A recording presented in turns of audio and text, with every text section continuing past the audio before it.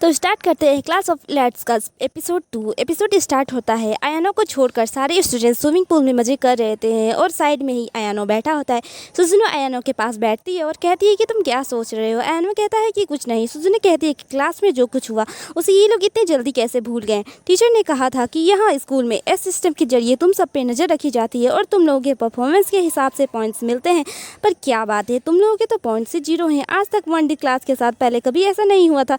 येसुकी कहता है, मैम क्या आप बता सकती हैं हमें कि पॉइंट्स कैसे बढ़ते हैं और घटते हैं। टीचर कहती हैं कि बिल्कुल असली दुनिया की तरह मैं नहीं बता सकती कि तुम लोगों के पॉइंट्स कैसे बढ़ते हैं और घटते हैं।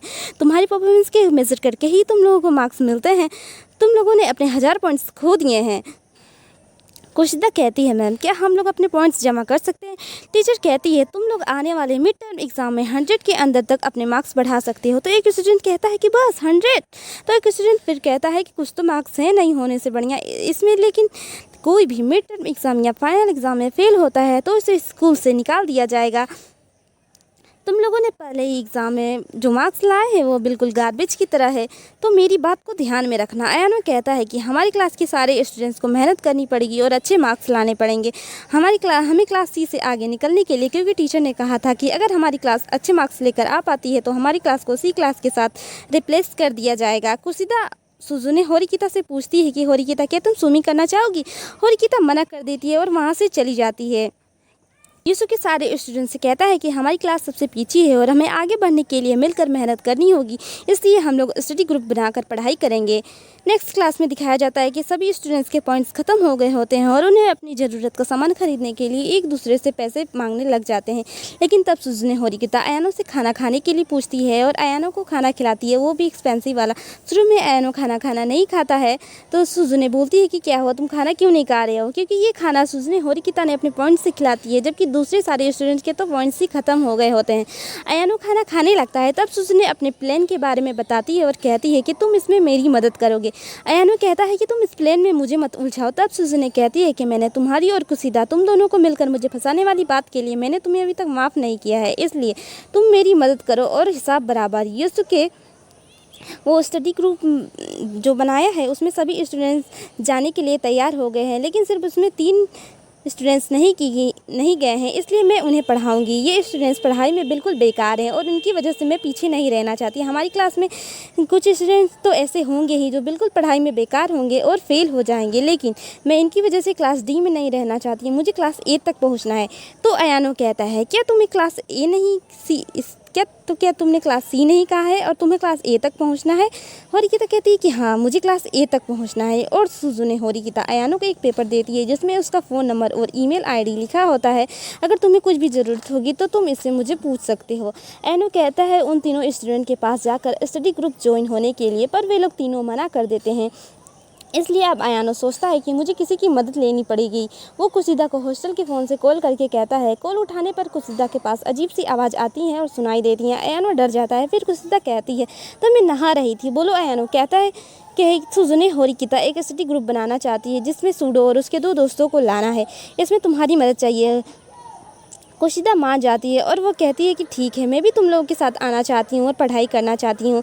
आयानो ये बात होरिकिता को बताता है, लेकिन वो मना कर देती है। फिर कुशिदा ही सब कुछ अपने हिसाब से अरेंज करती है। सभी स्टूडेंट्स स्टडी के लिए एक साथ इकट्ठा होते हैं। सुजुने सूडो को एक मैथ प्रॉब्लम सॉल्व करने के लिए कहती है, लेकिन सूडो उसे सॉल्व नहीं कर पाता है। तो होरिकिता कहती है कि तुम इतनी आसान से प्रॉब्लम भी सॉल्व नहीं पा रहे हो। तो सूडो कहता है कि इसलिए मैं पढ़ाई में अपना टाइम वेस्ट नहीं करता और मुझे प्रो बास्केटबॉल प्लेयर बनना है। तो सुजुने कहती है कि तुम मेहनत और लगन से डरते हो, इसलिए क्या तुम जानते हो कि ये दुनिया तुम्हें तुम्हारे सपने आसानी से पूरी करने दे देगी। सूडो गुस्से में वहाँ से चले जाता है। सूडो का एक दोस्त बोलता है कि होरिकिता तुम भले ही स्मार्ट हो, लेकिन तुम्हें लोगों से बात करने की बिल्कुल भी तमीज़ नहीं है। अब वे तीनों दोस्त वहाँ से चले जाते हैं स्टडी ग्रुप को छोड़कर। कुशिदा कहती है, सुजुने अगर तुम इस तरह से बात करोगी तो कोई भी तुमसे पढ़ने के लिए राज़ी नहीं होगा। होरिकिता कहती है कि हाँ, तुम ठीक कर रही हो, ये मेरी ही गलती है कि मैंने इन सब पर अपना टाइम वेस्ट किया, मुझे ऐसा नहीं करना चाहिए था। अगर इन्हें नहीं पढ़ना है तो ये स्कूल से बाहर निकाल दिए जाएंगे। तो बेशक ये लोग बाहर निकाल दिए जाएंगे और इससे हमारे क्लास के लिए ही फ़ायदा होगा। कुशिदा कहती है कि मैं ऐसा नहीं होने दे सकती। अपने दोस्तों को जिन्हें 1 महीने ही हुए हैं और वे लोग स्कूल छोड़कर चले जाएं, इससे तो मुझे बहुत बुरा लगेगा। मैं इसके बारे में खुद ना खुद कुछ ही कर लूँगी और ये मैं प्रॉमिस करती हूँ। सुजनी कुशिदा से पूछती है, एक बात बताना, तुम यहाँ किस लिए आई हो? मेरे काम में बाधा बनने के लिए? कुशिदा कहती है, मुझे ये सुनकर बहुत अच्छा नहीं लगा है, तुम ये बात कैसे कह सकती हो? और कुशिदा यहाँ से रोती रोती चली जाती है।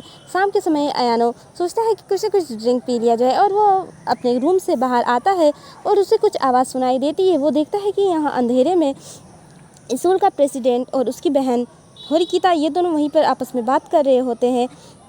अयानो देखता है कि स्कूल प्रेसिडेंट होरिकिता को मारने ही वाला है, तो वो पीछे से आ जाता है और मनाबू का हाथ पकड़ लेता है। होरिकिता अयानो से रुक जाने के लिए कहती है। अयानो पहली बार इस तरह की बातें सुनकर होरिकिता के मुंह से मनाबू को छोड़ देता है। तभी अयानो मौका पाकर अयानो से लड़ने लगता है और कहता है कि तुम्हें फाइटिंग की प्रैक्टिस की होगी ना, इसलिए अच्छा कर रहे हो। और मनाबू कहता है कि मैंने सुना था कि एक स्टूडेंट जिसने एग्ज़ाम में सभी सब्जेक्ट में 50 मार्क्स हासिल किए हैं और क्विज में 50 मार्क्स, तो वो तुम हो। आखिर तुमने ऐसा किस वजह से किया है? 100 में 50 मार्क्स, ना ज़्यादा ना कम। तुम अजीब हो लेकिन इंटरेस्टिंग हो। तो सुजने, क्या तुमने इसी को अपना दोस्त बनाया है? सुजने कहती है कि नहीं, वो बस मेरा एक क्लासमेट है, मेरा कोई दोस्त नहीं है। मनाबू कहता है कि तुमने तो अकेलेपन को ही अपनी आज़ादी समझ लिया है। अगर तुम क्लास ए में आना है तो तुम्हें अपनी पूरी ताकत लगाकर मेहनत करनी होगी। होरिकिता कहती है, तुम्हें तो फाइटिंग नहीं आती है ना? अयानो कहता है कि मैंने पियानो, टी सेरेमनी और कैलीग्राफी सीखी थी। होरिकिता कहती है कि तुम्हें वहाँ नहीं आना चाहिए था और ये सब नहीं देखना चाहिए था। तुमने किस वजह से एक्यूरेट मार्क्स हासिल किए हैं, इससे ज़्यादा क्यों नहीं? अयानो कहता है कि बस ऐसे ही। क्या तुमने सोचा है, क्या तुम इस ग्रुप को चलाना बंद कर दो? कि सुजनी कहती है, उनके पीछे अपने आप टाइम वेस्ट करने से कोई फ़ायदा नहीं है। उनके जाने के बाद तो हमारी क्लास को ही फ़ायदा होगा, हमारी क्लास आगे बढ़ेगी। और वो लोग मिड टर्म एग्ज़ाम क्लियर करते हैं और वो दिन भी आ जाता है। टीचर उनके मार्क्स बताती है और इस बार सभी स्टूडेंट्स में बहुत अच्छे मार्क्स आ जाते हैं। Thank you for watching.